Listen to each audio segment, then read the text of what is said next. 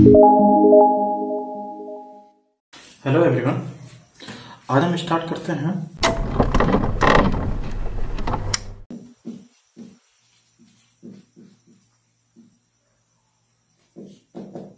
देखिए रेजिस्टेंस को कुछ इस तरह समझिए कि जब किसी वायर में करंट फ्लो होती है, आपने देखा होगा कि अगर हम इस वायर को बैटरी से कनेक्ट कर दें तो यह वायर जो है कुछ टाइम बाद ये देखेंगे थोड़ा सा हीट होने लगता है। ठीक है, मतलब ये थोड़ा सा वायर क्या होता है, गर्म हो जाता है। तो ऐसा क्यों होता होगा? तो ऐसा इसलिए होता है क्योंकि इस वायर के अंदर क्या है, रेजिस्टेंस है। ठीक है, और ये जो रेजिस्टेंस है अपोज करता है किसके, करंट के फ्लो को। ठीक है, करंट के फ्लो को क्या करता है, अपोज करता है। तो हम कह सकते हैं कि रेजिस्टेंस जो है, रेजिस्टेंस क्या है, कंडक्टर की एक प्रॉपर्टी है जो करंट के फ्लो को क्या करती है, अपोज करती है।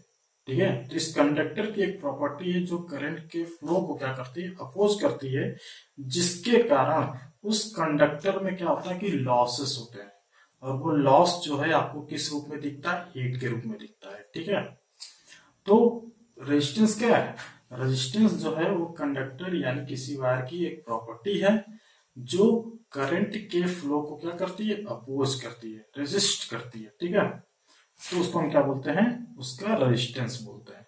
और जो रेजिस्टेंस जो होता है उसका जो फार्मूला होता है रेजिस्टेंस का, वो R इक्वल टू रो, ये रो लिखा हुआ है, R equal to rho L by A होता है। ये इसका एक फार्मूला होता है। ठीक है, इंपॉर्टेंट है, इस पे भी न्यूमेरिकल आते हैं। R equal to rho L by A. इसमें जो R है वह रेजिस्टेंस को बता रहा है।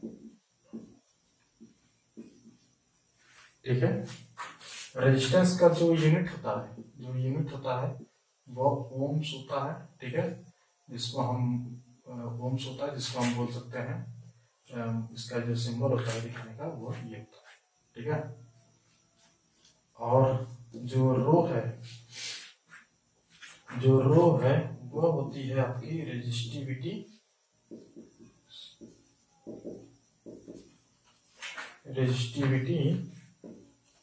ऑफ क्या थी, रेजिस्टिविटी ऑफ द मटेरियल। ठीक है, मटेरियल ऑफ कंडक्टर। ठीक है, और L जो होता है वह क्या होता है, लेंथ ऑफ कंडक्टर। यहां पे कंडक्टर की जगह वायर भी लिख सकते हैं। ठीक है ना, और ए जो होता है वो क्रॉस सेक्शन एरिया होता है। ये इंपॉर्टेंट है, cross section area. Cross section area क्या होता है, एरिया और क्रॉस सेक्शन एरिया में डिफरेंस होता है।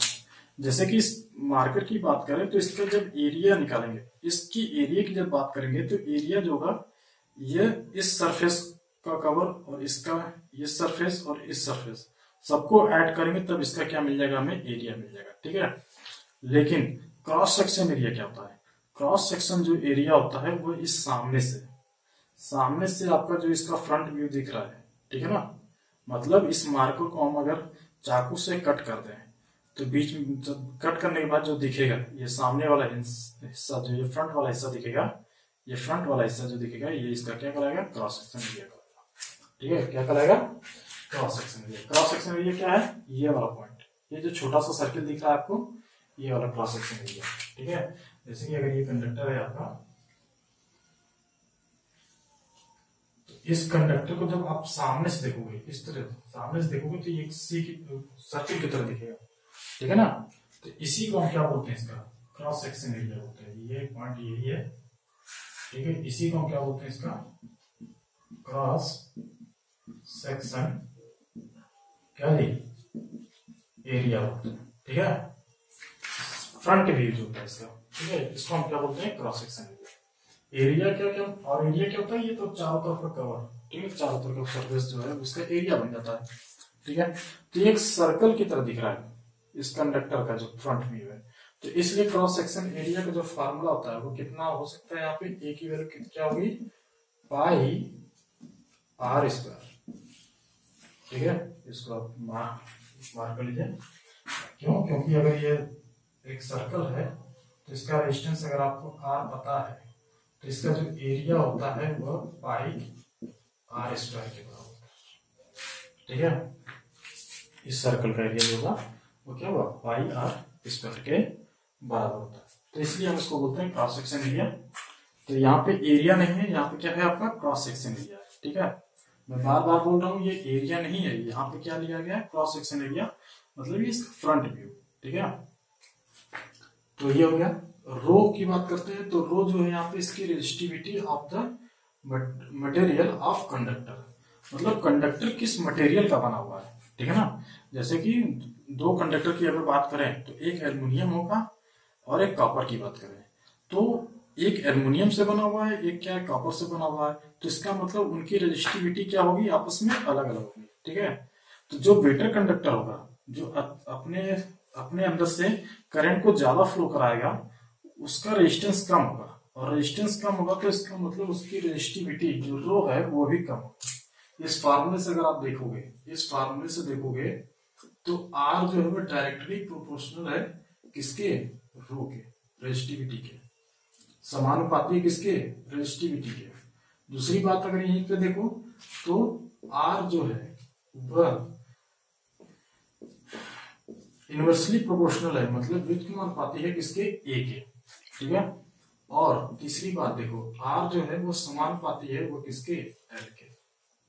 ठीक है, अब ध्यान से देखिएगा, इसी पे न्यूमेरिकल आते हैं, इसी कॉन्सेप्ट पे। ठीक है, तो आर जो है वो समानुपाती किसके, रो के और एल के, और व्युत्क्रमानुपाती किसके हैं, ए के।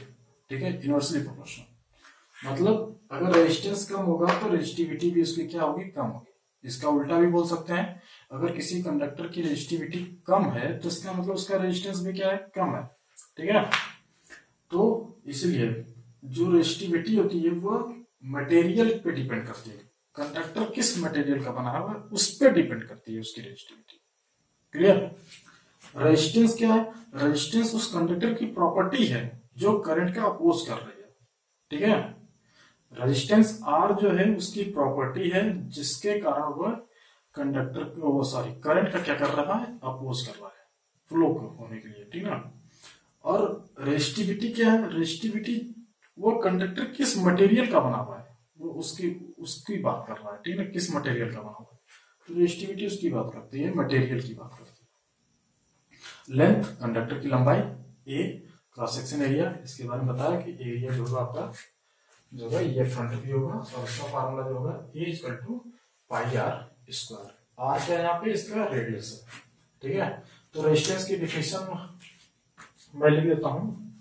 रेजिस्टेंस की डिफिनेशन जो होगा, रेजिस्टेंस क्या करता है, उस कंडक्टर की क्या है, प्रॉपर्टी है जो करंट के फ्लो का क्या करता है, अपोज करता है। ठीक है, ओके, चलिए तो इस पे क्वेश्चन आते रहते हैं। ठीक है, क्वेश्चन किस टाइप के आते हैं मैं आपको बता देता हूँ, एक क्वेश्चन बता देता हूँ किस टाइप के आते हैं। तो क्वेश्चन कुछ इस टाइप का आता है कि आपसे कहा जाएगा कि एक वायर है, एक तार है जिसका रेजिस्टेंस आर है, एक तार है जिसका रेजिस्टेंस R1 है, शुरुआत में सॉरी, एक तार है जिसका रेजिस्टेंस क्या है, R1 है। ठीक है, उसकी लंबाई दे दिया होगा, एक तार है जिसका रेजिस्टेंस क्या है, R1 दिया होगा, लंबाई दिया हो सकता है, और क्या दिया हो सकता है, एरिया क्या है, क्रॉस सेक्शन एरिया क्या है, A1 है। ठीक है, यह गिवन होगा। ठीक, फिर कहा जाएगा कि इसी तार को हमने खींचकर क्या कर दिया, लंबा कर दिया। अब लंबा जब कर देंगे तो ये तार क्या हो जाएगा, अब पहले की अपेक्षा क्या हो जाएगा, पतला हो जाएगा। ठीक है, तो कितना लंबा कर दिया, मान लेते हैं L2 लंबाई कर दी गई, और इसका एरिया जो ये मोटा था अब क्या हो गया, पतला हो गया ना। लंबाई बढ़ गई और ये जो मोटा था वो क्या हो गया, पतला हो गया, मतलब क्रॉस सेक्शन एरिया क्या हो गया आपका, कम हो गया। तो अब ये जो एरिया हो गया उसका क्या हो गया, A2 हो गया। तब अब हमें बताना कि R2 क्या होगा इस केस में। ठीक है, हमें पता है कि जो R है वो डिपेंड करता है रो पे, एरिया पे भी डिपेंड करता है, इनवर्सली प्रोपोर्शनल होता है, और किस पे डिपेंड करता है, लंबाई पे भी डिपेंड करता है। ठीक है, अगर लंबाई बढ़ा दोगे तो रेजिस्टेंस क्या हो जाएगा, बढ़ जाएगा। ठीक है, अगर एरिया कम कर दोगे, ठीक है, तब भी रेजिस्टेंस क्या हो जाएगा, बढ़ जाएगा। ठीक है, अगर एरिया क्रॉस सेक्शन एरिया बढ़ा दोगे, मतलब मोटा तार यूज करोगे, तो उसका रेजिस्टेंस क्या होगा, कम होगा। ठीक है, अगर क्रॉस सेक्शन एरिया कम कर दोगे, मतलब पतला तार यूज करोगे, तो उसका रेजिस्टेंस क्या होगा, यहाँ इस फार्मूले के हिसाब से ज्यादा होगा। ठीक है, क्योंकि ये जो है वो इनवर्सली प्रोपोर्शनल है। क्लियर। और रजिस्टिविटी जो होती है वो कंडक्टर किस मटेरियल का बना है उस पर डिपेंड करता है।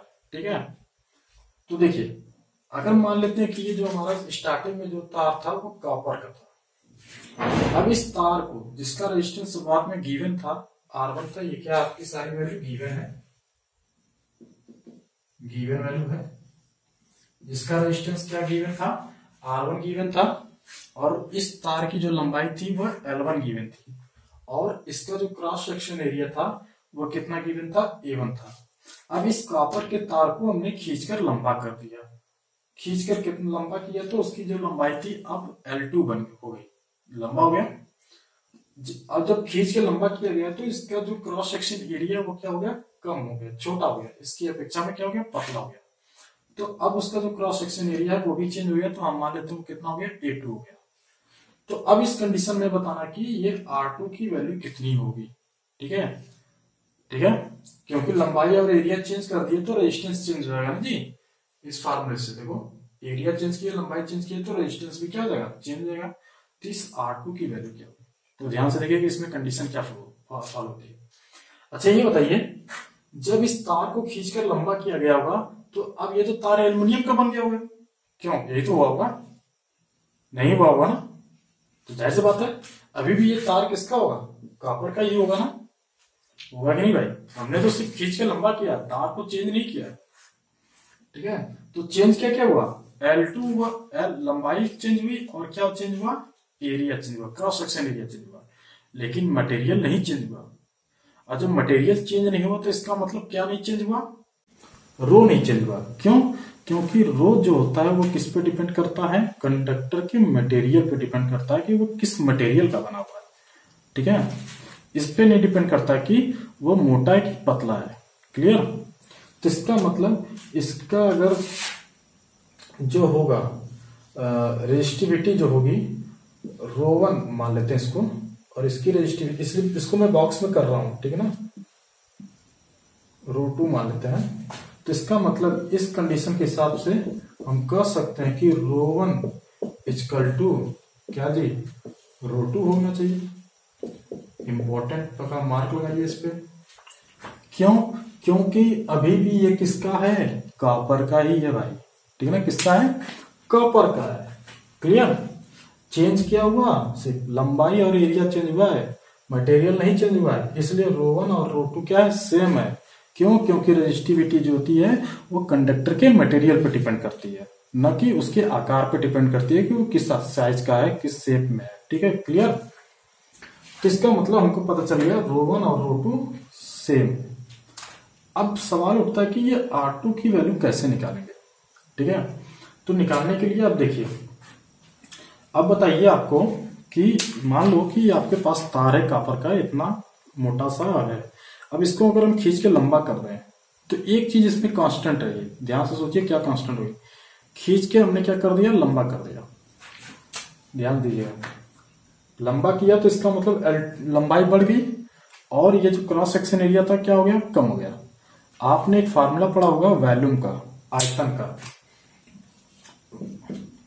जो आयतन होता है वह एरिया गुणे लंबाई होता है किसी भी वायर के लिए, किसी भी वायर के लिए। किसी वायर का जो वॉल्यूम होता है वह क्या होता है, एरिया इंटू लेंथ होता है। क्लियर, एरिया इंटू लेंथ होता है। तो जब आप इस तार को खींच के लंबा कर रहे होगे ना, तो वॉल्यूम नहीं चेंज हो रहा होगा। क्यों नहीं चेंज हो रहा होगा, ध्यान से सुनिएगा। मैंने क्या बोला है, इस तार को खींच के जब आप लंबा कर रहे होगे, मतलब खींच रहे होगे, तो इसका वॉल्यूम नहीं चेंज होगा, वॉल्यूम कांस्टेंट होगा। मैं यहां पे लिख देता हूं, वॉल्यूम क्या होगा इसका, कांस्टेंट होगा। ठीक है, नो चेंज होगा। ठीक है, कांस्टेंट रहा होगा। क्यों कांस्टेंट रहा होगा, शुरुआत में देखिए इसका एरिया क्या था, हम एरिया की वैल्यू को ले लें। शुरुआत में A1 की वैल्यू मान लो हम ले लेते हैं, A1 जो है आपका वो मान लेते हैं कि कितना, 4 मीटर स्क्वायर मान लेते हैं, और L1 की वैल्यू मान लेते हैं कितनी, 2 मीटर स्क्वायर। ठीक है, अब जब हम इस तार को खींचकर लंबा किए तो लंबाई बढ़ गई, तो L2 मान लो हमारा कितना हो गया, 4 मीटर हो गया। L2 कितना हो गया हमारा, 4 मीटर, दुगना लंबा हो गया। जब दुगना लंबा हो गया तो A2 कितना हो गया होगा, A2 पतला हुआ होगा। ठीक है, तो A2 कितना हो गया होगा आपका, इस यहाँ पे 2 मीटर स्क्वायर। कैसे हुआ होगा, इसको हम फार्मूले से निकाल सकते हैं। A की वैल्यू हमको पता है पाई आर स्क्वायर होती है। ठीक है, तो वहां पे हमको क्या दिया होगा, त्रिज्या के बारे में भी कुछ ना कुछ नॉलेज होगी। ठीक है, तो इस फार्मूले से निकाल सकते हैं। ठीक है, तो A2 जो होगा आपका वह 2 मीटर स्क्वायर होगा। तो यहाँ पे देखोगे कि वॉल्यूम जो है V1 की वैल्यू कितनी है, एरिया इंटू लेंथ करो, 4 इंटू 2 मतलब 8 होगा मीटर क्यूब। ठीक उसी तरह यहाँ पे V2 की वैल्यू जो निकालोगे तो यहाँ पे भी 8 मीटर क्यूब ही आएगा। क्लियर। और ये एरिया कैसे निकालोगे, 4 से 2 कैसे हो रहा है, आपको यहाँ पे इस फार्मूले से A equal to pi are square जब क्वेश्चन लगाएंगे ना तो आपको ज्यादा बेटर वे में समझ में आएगा। अभी ये समझोगे क्योंकि उसका त्रिज्या भी चेंज होता रहेगा। ठीक है ना, तो इस फार्मूले के हिसाब से यहाँ पर आएगा। और वॉल्यूम जो होगा वो कभी चेंज नहीं होगा, वॉल्यूम हमेशा क्या होगा, फिक्स होगा। ठीक है, तो हमें पता है कि V जो है वो कांस्टेंट होगा, तो हम कह सकते हैं कि V1 बराबर क्या होगा, V2 होगा। V1 की वैल्यू कितनी होगी पालक, A1 इंटू L1 बराबर A2 इंटू L2। क्लियर, इसको थोड़ा सा क्लियर कर दें हम, साफ साफ लीजिए। तो इधर का मैं रफ कर देता हूं। ठीक है, इधर का मैं रफ कर देता हूं।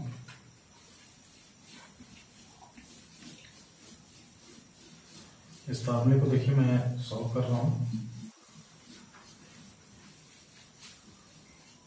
तो हमें पता है कि वॉल्यूम जो होगा वो कांस्टेंट होगा, वॉल्यूम चेंज नहीं होगा। क्यों नहीं चेंज होगा, क्योंकि एरिया घट रहा है तो लंबाई बढ़ रही है, मतलब एक घट रहा है तो एक बढ़ रहा है, जिसके कारण वो बैलेंस हो जा रहा है। ठीक है ना, तो इसलिए V1 और V1 बराबर क्या होगा, V2 होगा, मतलब A1 into L1 equal to A2 into L2। ठीक है, अब देखिए आपको पता है कि A की वैल्यू जो होती है, A की वैल्यू, A1 की वैल्यू कितनी होगी, A1 की वैल्यू कितनी होगी, पाई R1 स्क्वायर पहले कंडक्टर के लिए। ठीक है, मैं यहाँ पे फिगर बना देता हूं, यह R1 रहा होगा तो इस हिसाब से A1 equal to pi R1 square. A2 value, अब चूंकि आपका वायर क्या हो गया, थोड़ा पतला हो गया खींचने की वजह से। ठीक है, तो इसको मैं छोटा सा फिगर बना देता हूं, और इसकी वैल्यू कितनी है, R2। तो A2 की वैल्यू ये होगी, तो इसको इन फॉर्मूले में रखो। यहाँ पे इक्वेशन इसको हम 1 बना ले, तो फ्रॉम इक्वेशन 1 की बात करें तो हमें इस फॉर्मूले में रखते हैं A1 A2 वाले में, तो क्या मिला, पाई R1 स्क्वायर इंटू L1 बराबर पाई R2 स्क्वायर इंटू L2। ठीक है, तो यहां से आप देखोगे R1 अपान R2 का होल स्क्वायर इक्वल टू मिल जाएगा L2 अपान L1। ये कंडीशन मिल गई आपको। ठीक है, इसके अकॉर्डिंग आप फॉर्मूले, मतलब इसके अकॉर्डिंग आप क्या कर सकते हो, सॉल्व कर सकते हो। ठीक है, एक कंडीशन। ठीक है, तो देखेंगे क्वेश्चन नेक्स्ट वीडियो में। Okay, thank you.